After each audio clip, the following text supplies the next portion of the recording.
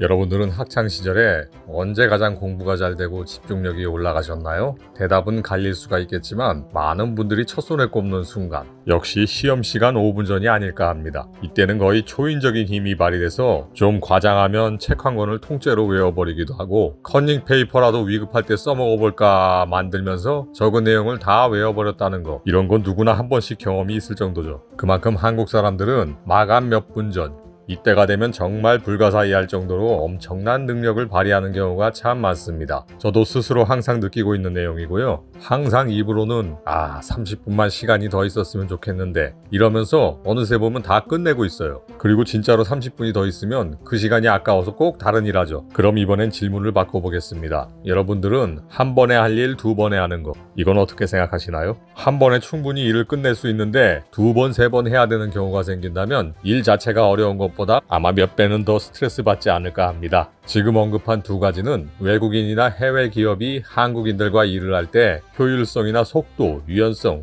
이런 부분도 많이 언급을 하지만 저 두 가지에 대해서 외국 분들이 정말로 한국인들의 어메이징하다 이렇게 놀라는 경우가 참 많습니다. 그래서 오늘은 색다른 시각에서 이야기를 풀어볼까 하는데요. 함께 일하면서 두 번 일하는 게 싫어서 초인적인 힘을 발휘하고 한 번에 끝내려는 한국인들의 기질을 도저히 설명하기가 어렵다는 외국인의 이야기로 시작을 해보겠습니다. 저는 한국과 일본을 중심으로 동아시아 국가들을 대상으로 비즈니스를 하고 있어요. 그래서 1년 중 대부분은 본국보다 한국, 일본, 중국, 싱가포르를 방문하여 업무를 협의하고 진행합니다. 최근엔 바이러스 때문에 대부분의 업무를 온라인으로 합니다. 그래서 예전보다 각국의 사업 파트너와 협력사에게 많이 의존할 수밖에 없습니다. 여기서 각 나라 별 업무 특성이 더욱 명확하게 드러나는데요. 때로는 무척 흥미가 있지만 때로는 엄청난 스트레스를 유발합니다. 일본과의 비즈니스는 많은 절차와 관행을 반복하는 것, 오프라인으로 처리해야 하는 내용을 고집스럽게 반복하는 것들이 10년 전부터 지금까지 전혀 개선되지 않고 있어 시간이 지날수록 몹시 답답하게 느껴집니다.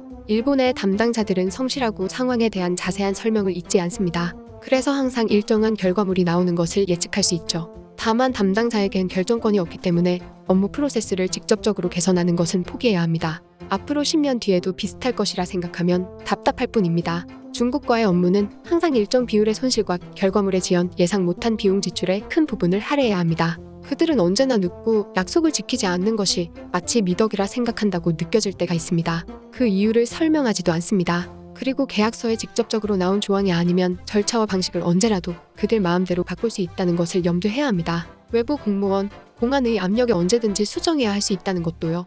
중국과 사업을 할 때 무엇보다 중요하지만 정말 이해할 수 없는 것은 비즈니스가 성사되면 식사와 접대의 거래 금액의 3%는 의무적으로 책정해야 원만하게 진행된다는 것입니다. 나는 처음 중국과 비즈니스를 진행할 때 이 점을 잘 몰라서 사업에 큰 어려움을 겪었습니다. 그들은 그것이 채면 중국어로 맨즈라고 하던가요? 이걸 지켜주는 것이라 생각하기 때문에 이 부분을 무시하면 사업 자체가 아예 백지화될 수 있습니다. 팬데믹이 된 이후 봄 발바닥이나 상하이 털개 같은 음식을 늘어놓고 수백만 원을 낭비하지 않아도 된다는 건 다행이라고 할까요? 한국과의 업무는 다이나믹하고 오랫동안 거래해왔지만 매번 나를 놀라게 합니다.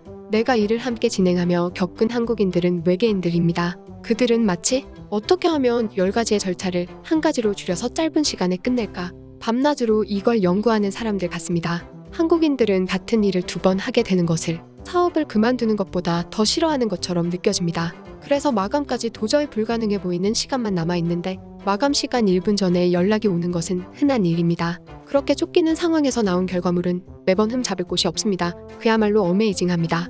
그럴 때마다 그들은 외계인이 변신한 것이라는 의심이 들곤 합니다. 그것도 모자라 때로는 내게 반대로 제안을 하기도 합니다. 이 정도면 여기까지 더 할 수 있는데 컨펌 해줄 수 있어?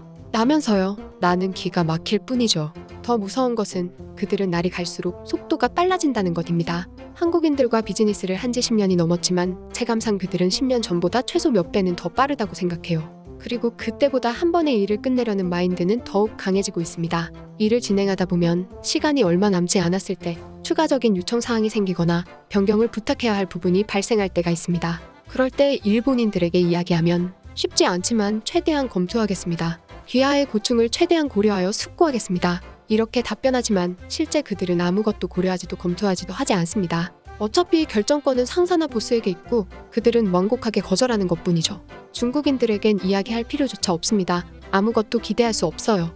그들은 원래 진행하던 일이라도 제대로 해주면 정말로 고마울 따름입니다. 한국인들은 격한 목소리로 화를 내고 욕을 섞어가며 불만을 터뜨리면서 항의합니다. 그런데 그래 놓고선 촉박한 시간에 맞춰 항상 다 해서 보내줘요. 그래서 한국 사람들이라면 어떻게든 해줄 거라는 인식이 생겨요. 이 때문에 자꾸 무리한 요구를 부탁하게 되는 것을 미안하게 생각합니다. 하지만 무조건 좋은 것만은 아닙니다. 유럽의 문화는 정해진 일 외의 것을 하는데 굉장히 민감하고 부당한 일이라 생각해서 큰 문제가 발생할 수 있습니다. 그래서 반대로 우리 쪽에서 그들의 결과물을 바로바로 소화해내기 벅차고 오버타임을 할 수 없기 때문에 인원을 늘려보지만 다들 버거워하곤 합니다. 때때로 무섭습니다. 그냥 2번, 3번 해도 되는 일은 우리가 보조를 맞출 수 있도록 느긋하게 넘어가주면 안 될까 하는 생각도 가끔 합니다. 네, 한 번 할 일을 절대 2번에 하지 않으려고 하고 마감에 맞춰 초인적인 힘을 발휘하는 한국인들의 업무에 대한 외국분의 경험담이었는데요. 제가 이분과 한국의 사업 파트너로 여러 번 같이 일을 진행한 경험이 있는데요. 그때마다 이런 내용을 자주 이야기하시더라고요. 왜 유럽 사람들 특유의 그 눈 크게 뜨는 액션 있잖아요. 그러면서 한국 사람들은 변종 외계인이다 이런 말 했던 기억이 나네요. 그 과정에서 있던 이야기들을 프라이버시를 침해하지 않도록 재구성해봤고요. 사업을 하거나 업무를 진행할 때 많은 외국분들이 한결같이 말하는 것들이 있는데 항상 첫 번째로 꼽는 것들이 시간에 쫓기면 쫓길수록 불가사의한 능력을 발휘한다는 것, 그리고 정말 죽어도 2번이라는 게 싫어서 한 번에 일을 끝내려고 미칠 듯한 집중력이 나온다는 거죠. IMF 시대 이전 일본식 업무 관행과 문화가 깊게 뿌리내리고 있던 시절에는 오히려 한 번에 끝내려고 하는 한국인들의 이런 습성이 단점이었습니다. 제가 지난 영상에 다룬 내용과 연관해서 보면 더 연결이 스무스해지니까 안 보신 분들은 미리 한번 봐두시면 더 이해하기가 좋습니다. 세세하고 규칙으로 가득한 일본식 관행이 산업과 기업 전반에 자리 잡고 있던 한국의 상황에서 과거에는 절차 확인도 없이 한 번에 일을 끝내려다 보면 한국 제품은 품질이 못 미치고 한국 기업과 일을 하면 실수가 잦아서 결과물의 퀄리티가 상대적으로 일본에 떨어지는 상황이었죠. 이게 90년대까지였습니다. 그러나 외환 위기를 겪은 이후부터 일본식의 모든 업무 절차와 관행은 자연스럽게 사라졌고 한국만의 독자적인 업무 특성이 재창조되면서 2번 하기 싫어하는 기질의 성격 자체가 완전히 달라져 버린 겁니다. 과거에는 2번 하기 싫으니까 한 번에 하자였다면 이제는 2번 해야 할 일을 만들지 말고 한 번에 완벽하게 하자 이렇게 바뀐 거죠. 이 차이는 어마어마합니다. 후자의 경우 효율성과 속도, 집중력 모든 면에서 뒷받침이 되지 않으면 도저히 같은 품질의 결과물을 낼 수가 없습니다. 이러한 부분들이 2010년대에 접어들면서 한국 사회 전반에 완전하게 자리 잡게 되고 그때부터는 마치 눈덩이가 굴러가는 것처럼 속도와 무게가 가중되면서 시너지를 강하게 내기 시작합니다. 미칠 듯한 속도에 효율성, 집중력까지 더해지니까 결과물의 품질마저 거의 방망이 깎는 노인, 아니 효율성 깎는 장인 수준으로 올라간 거죠. 이러니 같은 시간에 일을 하면 한국 사람들은 시간이 남아돌 지경인데다 이런 기질이 완전히 자리 잡아 몸에 배버리니까 아예 그 남는 시간에 이왕이면 다른 일도 마저 끝내놓자 이렇게 되어버린 겁니다. 이걸 계속 반복하다 보니 어느새 한국 사람들의 8시간은 업무의 밀도 자체가 다른 나라보다 극단적으로 높아져 버렸습니다. 특히 기일에 촉박하고 마감 시간이 가까울수록 그 업무의 밀도와 집중력은 감히 어떤 나라도 이제는 따라오기 어려운 정도에 이르렀죠.